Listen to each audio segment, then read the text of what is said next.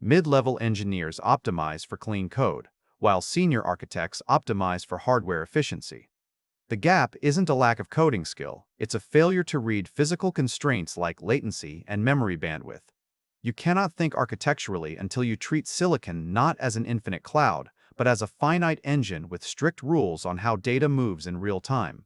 Consider the case of AR-based visual analytics where teams built what looked like perfect algorithms on paper.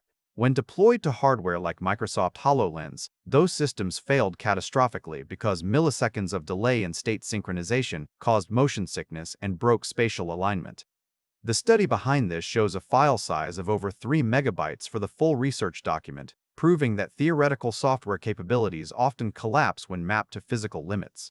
A perfect algorithm is useless if it exceeds the headset's bandwidth or latency thresholds. This reality exposes what researchers are calling vibe architecting. As we move into 2026, AI coding agents make implicit architectural decisions based on prompt phrasing rather than hardware constraints. They choose frameworks for their popularity instead of their fit for your specific parallelism limits. A minor change in wording can result in fundamentally different system architectures with vastly varying performance profiles. Developers relying solely on these tools risk building systems optimized for the speed of generation, not runtime efficiency. The danger deepens when we look at how large language models handle complex projects.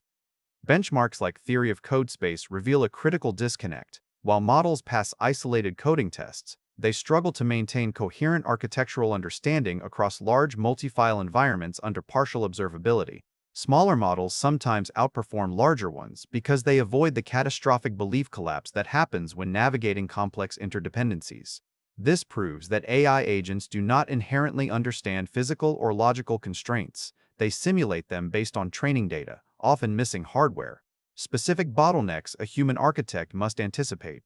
Quick resource note: I keep a curated set of Amazon search links in the description for books, gear, and tools relevant to this channel's topics. Some are affiliate links, so I may earn a commission at no extra cost to you. Please consider supporting the channel by using those links if you find something useful. We are entering an era where design pressures like trust and agency will eventually be baked into the silicon layer itself by 2035. Until then, you must treat physical constraints as fundamental design inputs that dictate system identity before writing a single line of code. This shift requires learning to read hardware capabilities like a second language. It means understanding that your GPU or TPU is not just a calculator. It is a specialized engine with strict rules on how data moves and processes in real time. To make this transition, you must stop asking if your code is readable and start asking if your data flow matches the memory bandwidth of your inference engine.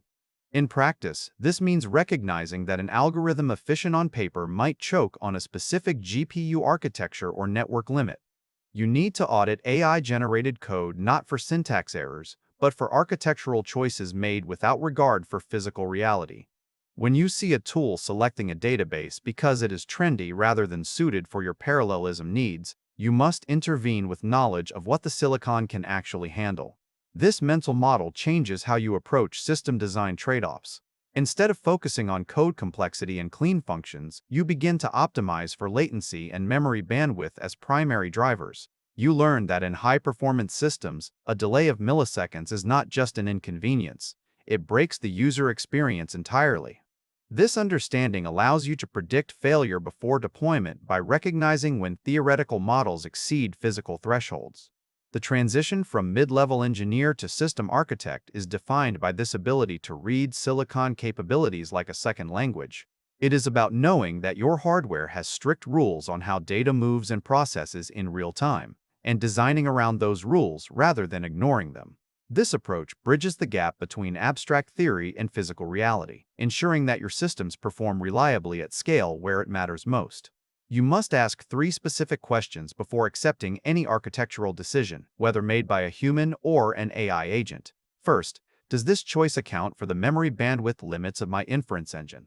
Second, will this design maintain coherence across large projects without suffering from belief collapse under partial observability? Third, is this framework selected for its fit to hardware constraints rather than just prompt phrasing popularity? By adopting these questions, you move beyond writing features and start designing for silicon. You stop optimizing for the ideal world of code complexity and start optimizing for the real-world limits of latency, memory bandwidth, and parallelism. This is how you build systems that do not fail when they leave your local environment and face the constraints of production hardware. The future belongs to engineers who can translate software intent into silicon reality. It requires a shift from asking if code is clean to ensuring data flows match physical capabilities. As we move toward cognitive silicon where trust and agency are baked into layers, this foundational skill will separate those who build fragile systems from those who engineer robust infrastructure for the AI era. Thanks for watching all the way to the end. I am a one-person team working hard to make each video better than the last. Subscribe if you found value. It is the best way to show support. Drop a comment with your biggest takeaway. See you in the next video.